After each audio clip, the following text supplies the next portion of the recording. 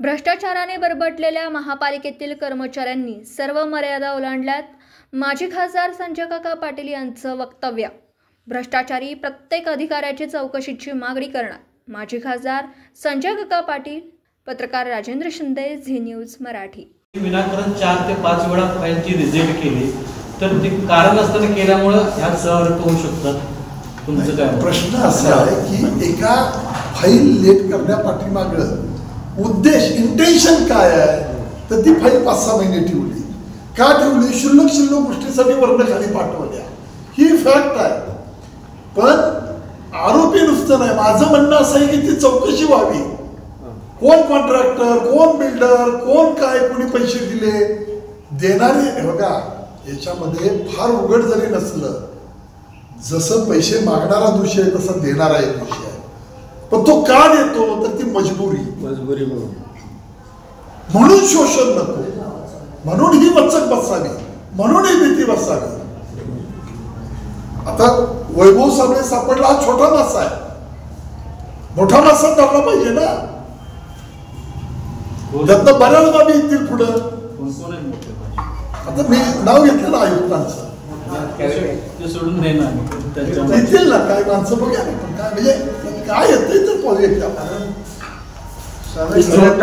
या पाठपुराव्यासाठी काय करणार? मुख्यमंत्र्यांना भेटून नाही, मी मुख्यमंत्र्यांना भेटणार, पत्र देणार आणि सांगणार आहे की हा जिल्ह्याला मोठी परंपरा आहे आणि असे प्रकार काही ठिकाणी आपण ऐकतो. मीडिया ट्रायल तुम्ही बघितले तुमच्या बाहेरच्या जिल्ह्यामध्ये. तसं हा जिल्हा नाही. हा जागृत जिल्हा आहे, सुजाण लोकांचा जिल्हा आहे. इथं राजकारणी मोठे मोठे होऊन गेले, त्यांनी काही वळण लावलेलं आहे, वळण लावलेलं आहे. ते पाळलं पाहिजे ना. नैतिक दृष्ट्या, मॉरली दृष्ट्या आपण काय राजकारणात पथ्य पाळणारी माणसं आहोत, ते टिकवायला पाहिजे. म्हणून दोन्ही उपमुख्यमंत्री, मुख्यमंत्री, दोन्ही उपमुख्यमंत्री, पालकमंत्री याच्या बाबतीमध्ये स्वतः भेटून या कारभाराची चौकशी करा, जेणेकरून लोकांना मदत करण्यासाठी ज्या सरकारी आणि निमसरकारी यंत्रणा आहेत त्यांच्यावर कुठतरी वचक बसेल, भीती बसेल, त्यांना नैतिकदृष्ट्या दबाव निर्माण होईल आणि समाजाचं शोषण त्यातनं कमी होईल. ही या मागची भावना आपल्या लोकप्रतिनिधी म्हणून माझी लोकप्रतिनिधी. काय झाले 2-2.5 वर्षात लोकप्रतिनिधी केवळ दृष्टीनं महापालिकेचे तर काल आली. दुसरे काय विषय आहेत आपल्या पुढं? महापालिकेमध्ये काम करत असताना भीती नावाची चीज आहे आणि एका मर्यादेपर्यंत लक्ष्मण रेषा ज्याला आपण म्हणतो व्यवहारातला शब्द, शिवराजी, ती किती ओलांडायची. समाजाला काही गोष्टीला मान्यता दिली, दुर्लक्ष केलं. मान्यता दिली नाही, दुर्लक्ष केलं. पण याचा अर्थ असा नाही की 2% 12-15% जावा आणि समाजाचं शोषण करा.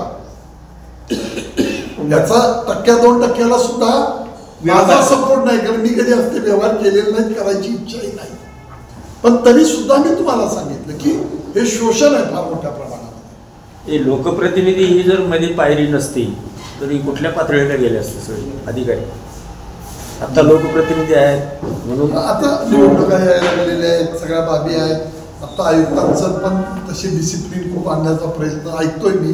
माझी अजून आयुक्त साहेबांची काही भेट झालेली नाही, पण अगदी लहान वयात त्या सगळ्या परीक्षा उत्तीर्ण देऊन आलेले आहेत. त्यामुळं सगळ्या बाबीमध्ये ते शिस्त निश्चितपणानं लावायचा त्यांचा प्रयत्न चाललाय. मी 8-15 दिवसात भेटण्यापाठी बघा. आणखी एक कारण आहे, कारण आपण जे पूर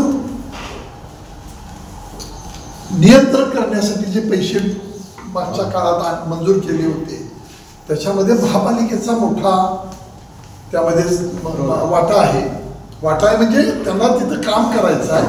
केंद्र सरकारकडनं आलेले जे पैसे आहेत आपल्याला, परदेशी साहेब आपल्याला त्याचे जागतिक बँकेकडनं, त्याच्यामध्ये आपल्याला त्या सगळ्या बाबींचा विचार करून जे काही घडलंय ते पुन्हा एकदा ह्या आयुक्तांना मी सांगणार आहे की आपण त्याचा रिव्ह्यू घ्या. ते कामकाज, काम करणारी यंत्रणा आणि माणसांना पुन्हा बोलवून त्या दृष्टिकोनातून ते काम व्हावं यासाठी मी आयुक्तांनाही भेटणार आहे. पण काही लोकांच्याकडनं असं कळतंय की आयुक्त खूप त्यात डिसिप्लिन, शिस्त लावायचा प्रयत्न चाललेला आहे असं मी ऐकलेलं आहे. पण तोही या बाबतीत मी भेटतोय, आयुक्तांनाही भेटेल मी. निश्चितपणाने शिस्त आली पाहिजे. पण ज्या चुका करून जातात एकतर कसं IAS सारखे एवढे मोठे अधिकारी का एवढ्या लहान गोष्टीत अडकत जातात हे न सुटणारं कोण आहे, पण अतिशय भयानक कारभार आहे. तुमच्या विनाकारण 4 ते 5 वेळा फाईलची रिजेक्ट केली तर ते कारण असताना केल्यामुळं ह्या सहर्थ होऊ शकतात. तुमचं काय प्रश्न असा आहे की एका फाईल लेट करण्यापाठीमागं उद्देश इंटेन्शन काय आहे, तर ती फाईल 5-6 महिने ठेवली. का ठेवली? क्षुल्लक गोष्टीसाठी वर्ण खाली पाठवल्या, ही फॅक्ट आहे. पण आरोपी नुसतं नाही, माझं म्हणणं असं आहे की ती चौकशी व्हावी.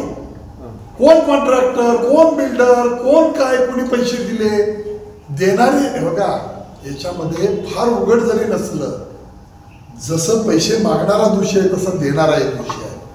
पण तो का देतो, तर ती मजबुरी म्हणून शोषण नको, म्हणून ही वचक बसावी, म्हणून ही भीती बसावी. आता वैभव साबळे सापडला, हा छोटा मासा आहे, मोठा मासा धरला पाहिजे ना. त्यातनं बऱ्याच बाबी येतील पुढं. आता मी नाव घेतलं ना आयुक्तांचं, सोडून देणार येतील ना काय माणसं बघा ना, पण काय म्हणजे काय येतंय तर प्रोजेक्ट. या पाठपुराव्यासाठी काय करणार? मुख्यमंत्र्यांना भेटून नाही, मी मुख्यमंत्र्यांना भेटणार, पत्र देणार आणि सांगणार आहे की हा जिल्ह्याला मोठी परंपरा आहे आणि असे प्रकार काही ठिकाणी आपण ऐकतो. मीडिया ट्रायल तुम्ही बघितले तुमच्या बाहेरच्या जिल्ह्यामध्ये, तसं हा जिल्हा नाही, हा जागरूक जिल्हा आहे, सुजाण लोकांचा जिल्हा आहे. इथं राजकारणी मोठे होऊन गेले, त्यांनी काही वळण लावलेलं आहे, वळण लावलेलं आहे, ते पाळलं पाहिजे ना. नैतिक दृष्ट्या, मॉरली दृष्ट्या आपण काय राजकारणात पथ्य पाळणारी माणसं आहोत, ते टिकवायला पाहिजे. म्हणून दोन्ही मुख्यमंत्री, दोन्ही उपमुख्यमंत्री, पालकमंत्री याच्या बाबतीमध्ये स्वतः भेटून या कारभाराची चौकशी करा, जेणेकरून लोकांना मदत करण्यासाठी ज्या सरकारी आणि निमसरकारी यंत्रणा आहेत त्यांच्यावर कुठतरी वचक बसेल, भीती बसेल, त्यांना नैतिक दृष्ट्या दबाव निर्माण होईल आणि समाजाचं शोषण त्यातनं कमी होईल. ही या मागची भावना आपल्या लोकप्रतिनिधी म्हणून माझी लोकप्रतिनिधी